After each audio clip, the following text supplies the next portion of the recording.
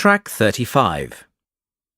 Now, not only do we have lots of historical architecture here in the town of Tanbridge, we also have a rich variety of famous residents.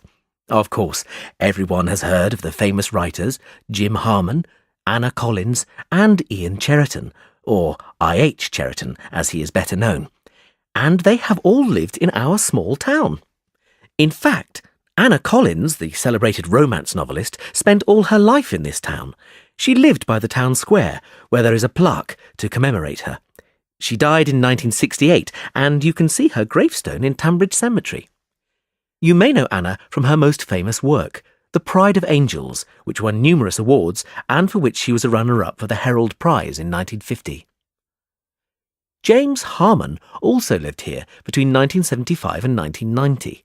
A best-selling horror writer, he got many of his themes for his haunting novels from this very town. He passed away a year after leaving Tanbridge, and although he isn't buried in the town, we do have a statue of him on the roundabout as you enter the town. Now, I.H. Cheriton has been the Poet Laureate for 3 years, and he lives in Tanbridge today. His home is the Red House by the river. Not only a poet, he has also written 10 novels that have topped the book sales charts. He always does a lot of work for local charities and is quite a gem in this town. Lastly, another famous resident of Tanbridge is Sylvia Daniels. She grew up in Tanbridge and went to the local comprehensive here. You can see her childhood home just across the river by the post office. Now, I am sure you all know her for her latest film, Planet Dust, which has just reached #1 at the cinema box office. But she wasn't always an actress. Before she headed for Hollywood, you could have seen her waiting tables in the Dorridge restaurant here in town. She often comes back to visit, as her family all still live here. If you're lucky, you may even catch a glimpse of her.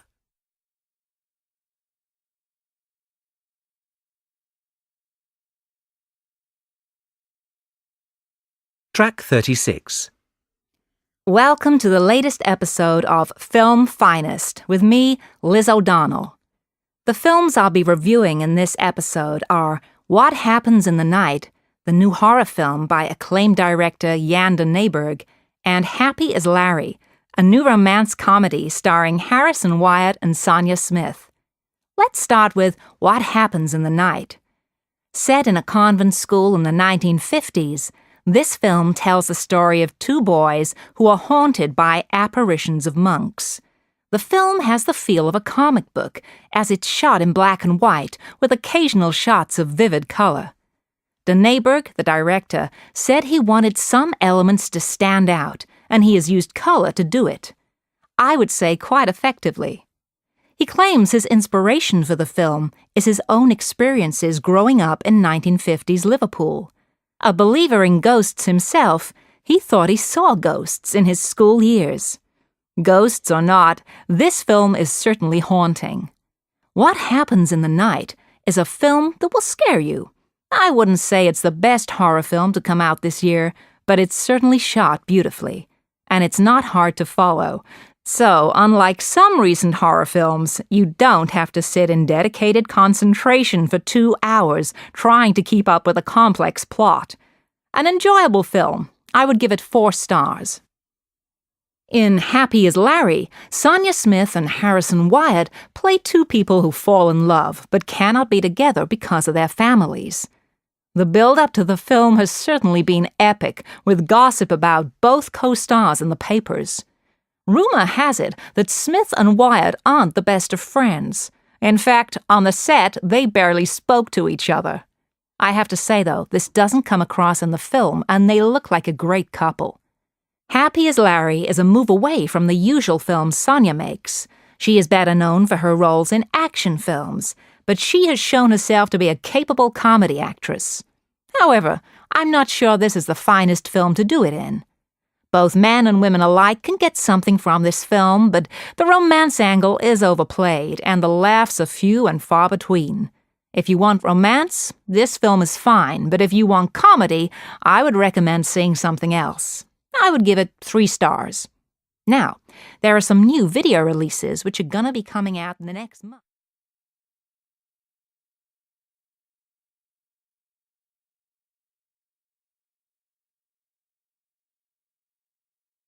Track 37. So, we have Phyllis Bailey here to talk to us about fame. Her new book, Famous for 15 Minutes, is coming out on Monday. So, Phyllis, welcome. What do you think fame means to us these days? Well, famous people are everywhere, and although we know nearly all there is to know about these people, their lives are splashed all over magazines and television, they've retained their mystery. The public are always eager to find out more about them, and this fuels the paparazzi to photograph them. It's true that there are more celebrities around than ever before, but the number of really important famous people probably hasn't changed greatly. This is because people became famous for only a short time. Andy Warhol once famously said, "In the future, everyone will be famous for 15 minutes." And I think there's some truth in that. One day a person is famous, and the next they are forgotten. Take, for example, contestants on reality television shows. After maybe 6 months, we never see them again. This also highlights another characteristic of fame. In the past, people became famous because of something they had done, or because of their talent. Nowadays, these things aren't necessary. I personally think this is a great pity. Is fame particularly beneficial now? Well, let's look at the winners and losers when it comes to fame. Many people think that celebrities are the losers in this new media world, but that isn't necessarily the case. Take, for example, actors and actresses. They often complain about a lack of privacy, but privacy is possible. There are many celebrities who aren't constantly in the papers. Much as they complain, they chase the publicity and then blame it on the media. In fact, the paparazzi, who photograph the rich and famous, are often seen as figures of hate for this. They come off much worse in the end because they are so disliked by the public and celebrities. But in reality, they are making the celebrities and their managers even richer. In fact, because of the cult of fame nowadays, we can see media executives making even more money and celebrities signing multi-million-pound deals. And who pays for this? Well, all of us. Cinema and concert ticket prices have risen, and DVDs cost more than ever. Merchandising makes a fortune for the famous these days, and although we are paying for it, the rewards go to only a small elite, the big players, the stars and the executives, but they miss a lot of the creative talent in the industry, like the people who write the screenplays. They are still on the same salary they were on 10 years ago. Executives certainly have a difficult job managing their clients, but they get rewarded well for doing so.